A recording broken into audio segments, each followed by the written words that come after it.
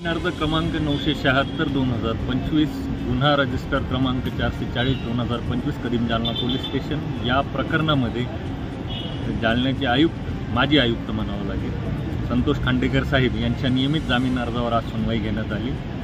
त्यामध्ये बचाव पक्षाने अर्थात डिफेन्स काउन्सिलने त्यांच्या वकील साहेबांनी त्यांचे मुद्दे मांडले की त्यांचं सस्पेन्शन झालेलं असल्यामुळे आणि त्यांचा चार्ज हा जिल्हाधिकारी यांच्याकडे सोपवण्यात आलेला असल्यामुळे याला चेंज इन सर्क्युमस्टन्सेस असं गृहीत धरून म्हणजे थोडक्यात म्हणजे बदल गृहीत धरून आम्हाला परत इथे बेल दाखल करण्याची परवानगी आहे अशा प्रकारचा युक्तिवाद केला।